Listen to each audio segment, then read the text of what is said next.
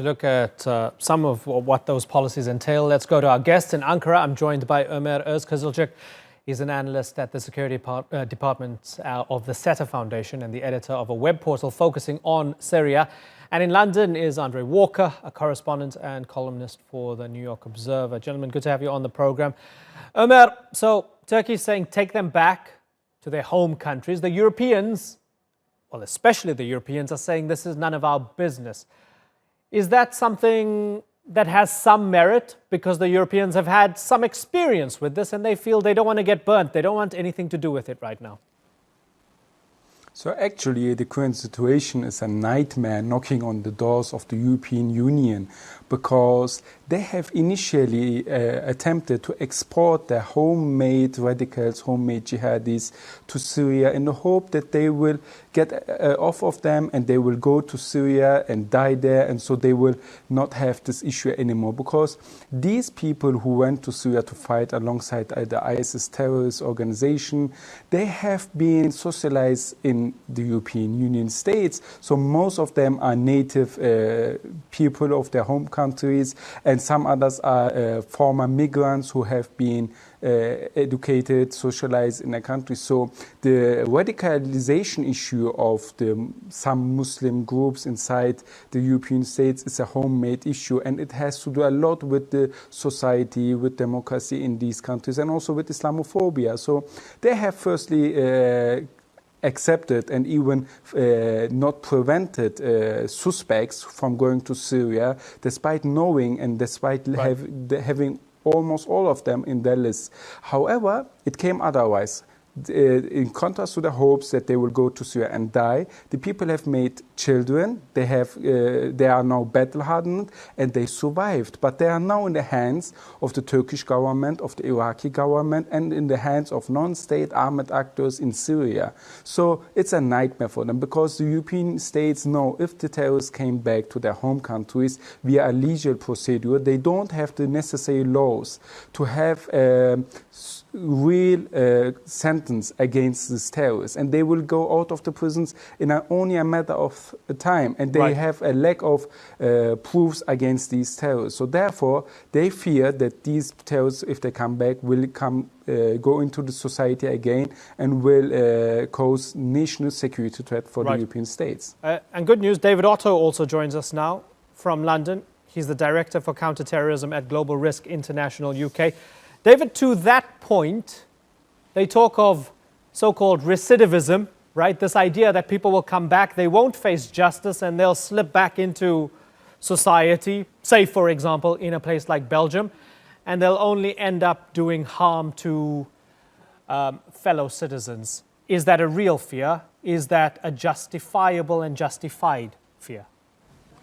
I don't think the recidivism rate has to be determined by the radicalization levels, but also by the level of de-radicalization programs that these individuals go through. You've got to do a very in-depth assessment of these individuals to ensure that you understand their level of radicalization before you can talk about the recidivism rate. A lot of the countries are simply just concerned, because, they don't have, the required, so to speak, systems, of rehabilitation and reintegration in place. I mean, but you would expect, countries like Belgium, like the United Kingdom, with the structural capacity that they have, not to say that we don't want to get them in because we're worried about the level of recidivism. I think each country, as the previous speaker said, needs to take, their responsibility. They need to make sure that these individuals who, they failed to prevent from leaving their home countries and travel to areas in Syria, they shouldn't be abandoned in the hands of Turkey or in the hands of Iraq or Syrians.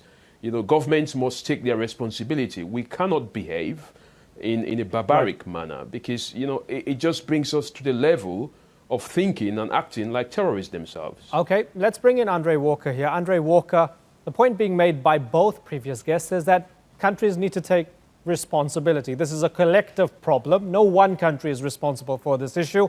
It became a global issue. And whether it's connected to somebody who is going to be rehabilitated or somebody who's going to be punished and face justice, ultimately it needs to happen in their home country. Do you accept that? Well, I think the first speaker said some things that were true and some things that were untrue. I think what he said that was true was that the Western system, particularly the European countries, have no real capacity in terms of the law to deal with whatever criminal offence have taken place. Now, clearly, they do have the money and the resources to put people in prison for long sentences. But the fact is, many of these guys aren't guilty of a great deal when you come to the United Kingdom or indeed Belgium. Where he was wrong and where I think what he said was untrue was the idea that the Western countries have deliberately exported this problem to the Middle East. I think there is absolutely no evidence whatsoever that Britain had wanted jihadis to go over and terrorise people in Iraq and Syria. But one point that I would make, which I think is a potential solution to all this, both Iraq and Syria have the death penalty for terror offences. And I think that what we need to do is support prosecutors within those countries in seeking the death penalty for those people for whom it is appropriate. But Andre, you trust Bashar al-Assad's judicial system to deal with Daesh suspects?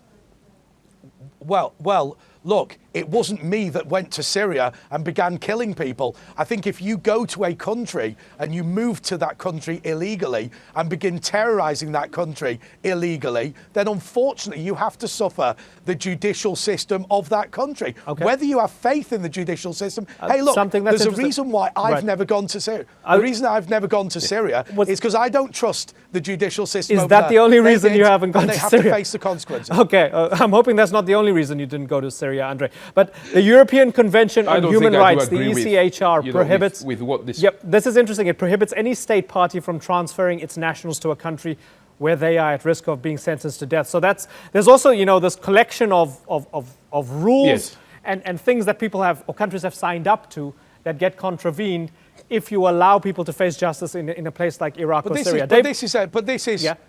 But this is a unique set of circumstances where a group of terrorists illegally set up a country and began terrorising local residents, executing people in the streets, ripping their heads off aid workers. Look, let me take an exceptional circumstance within the exceptional circumstance. Andre, what about, say, a 7-year-old kid?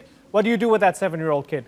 Leave them to the mercy of Assad? Well, I'll tell you what I would have done in the case of Shamima Begum, who was very concerned, the British national, who was deeply concerned about her child dying in a refugee camp. What I would have said was the British government has the responsibility to look after the child, but not Shamima Begum. And I would have happily sent in the military to collect the child, but I'm afraid Mum is going to have to fend for herself. She has chosen to be a terrorist. We've got to be very robust on this. And let me tell you why. Let me tell you why. Please. We failed collectively to stop people coming from Europe to terrorise people in the Middle East, in places like Turkey, in places like Syria and in places like Iraq. We need to now be incredibly strong to ensure this never happens again. And if that means the death penalty, and if that means leaving people permanently in refugee camps, we need to be caring enough about the people in the Middle East to do that. David, Otto, I know you disagree with a bunch of things there.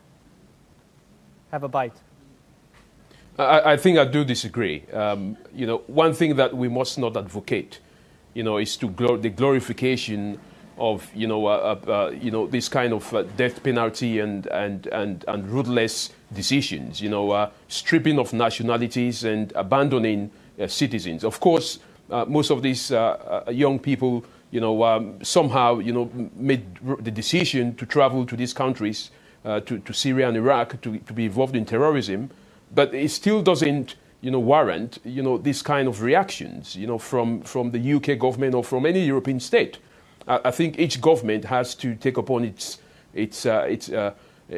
responsibility and bring back, its citizens, and ensure that these citizens, if they are found to have committed offences, they should go through the criminal justice system. The UK has it.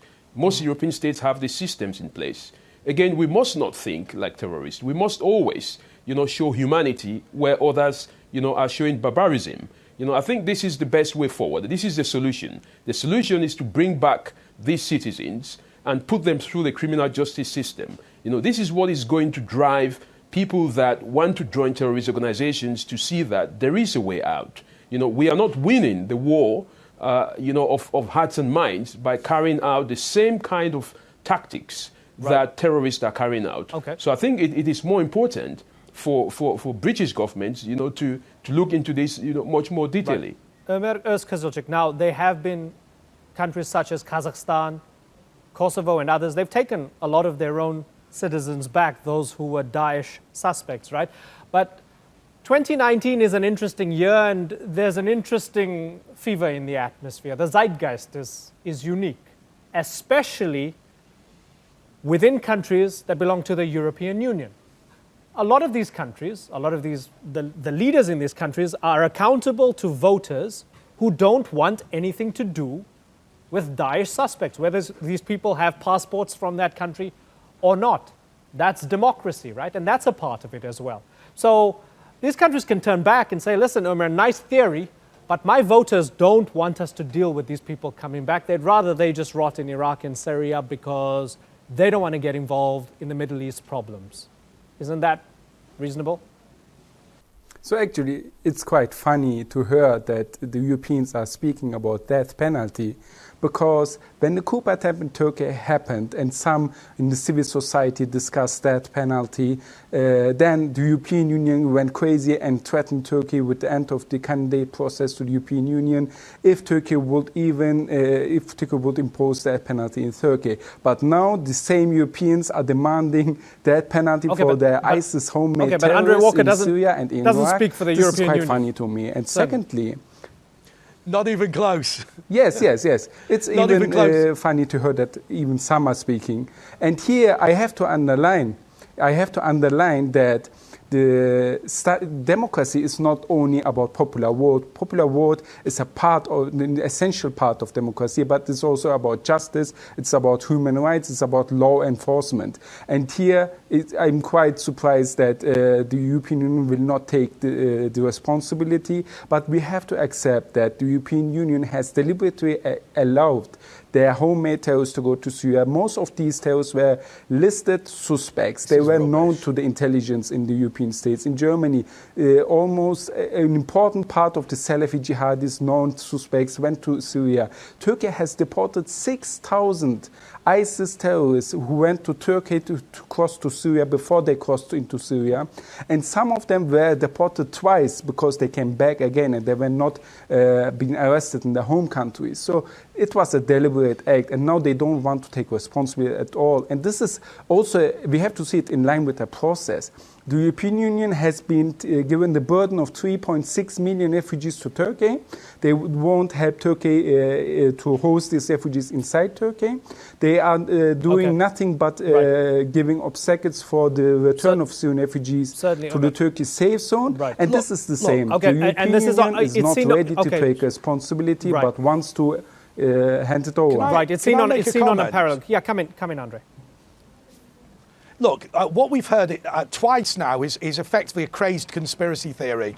What you need to understand is there is a big difference between Europeans showing up in the Middle East and European governments deliberately enabling them or encouraging them to go to the Middle East. It is true to say that there's been a significant failure by European countries, including my own, to deal with this problem. And everybody but the suggestion that there has been a